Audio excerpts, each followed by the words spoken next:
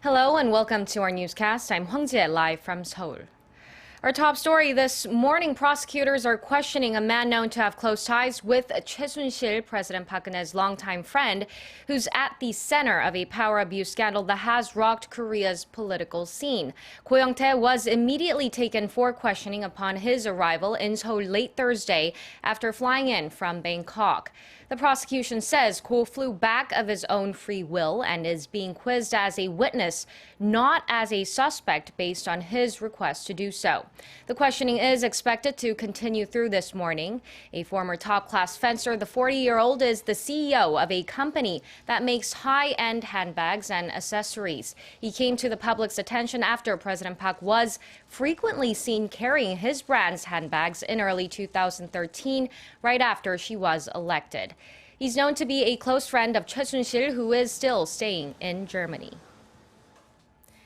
And although Korean lawmakers have agreed to push for a probe by an independent counsel into the allegations, with the ruling and main opposition parties divided on how to look into the case, talks on setting up the counsel could be almost as fraught and grueling as the scandal itself. Park Ji-won reports.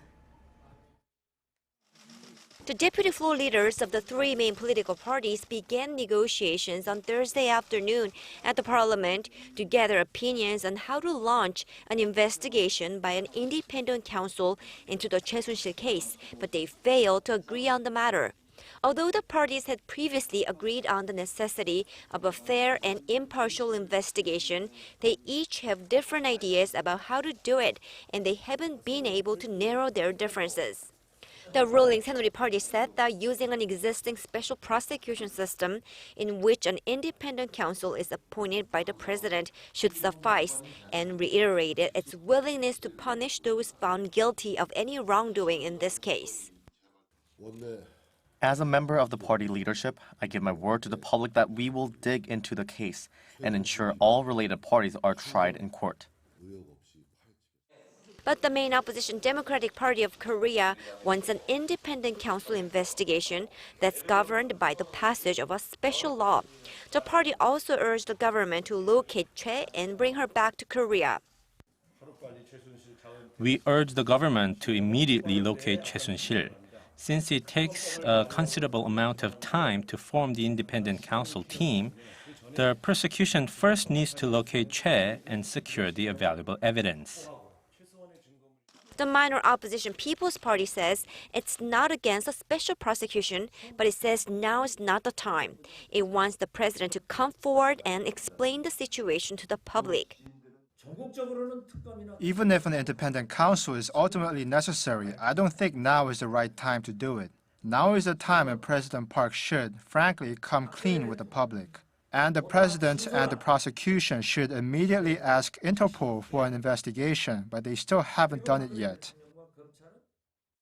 With the three parties failing to reach a consensus on how the investigation should be carried out, they are scheduled to meet again soon to further discuss the matter. Meanwhile, Thursday's parliamentary interpellation session on the 2017 budget was also dominated by the Choi Soon-sil case, with lawmakers questioning key government officials on the allegations. Park Ji-won, ARIRANG News.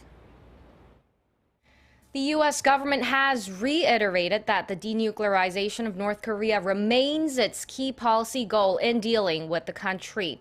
White House Press Secretary Josh Earnest was responding to remarks made this week by James Clapper, the U.S. Director of National Intelligence, who said Washington should put a cap on the regime's nuclear capabilities and not try to denuclearize it.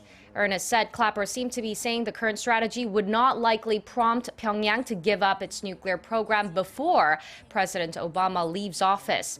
He reiterated that in the long term, the U.S. will continue to work with the world to get North Korea to comply with its international obligations, including UN Security Council resolutions.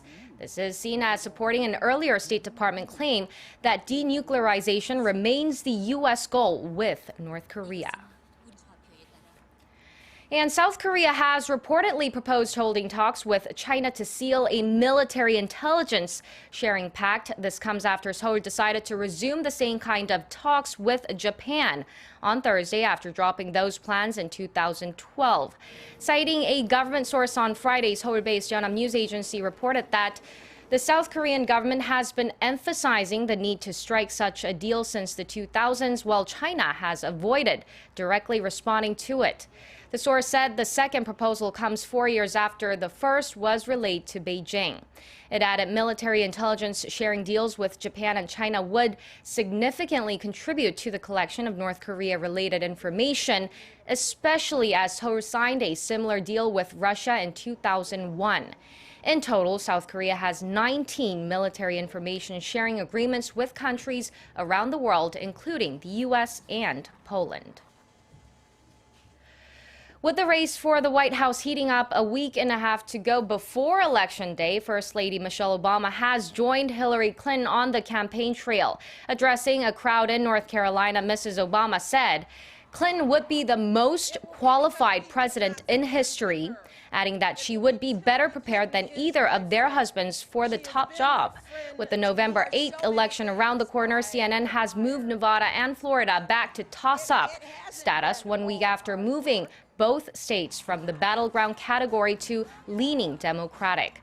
Political tracker Real Clear Politics says that in Florida, Donald Trump has the momentum in the crucial swing state. The Republican nominee is now 2 points ahead of Clinton, a comeback from a 2-point deficit in the previous poll.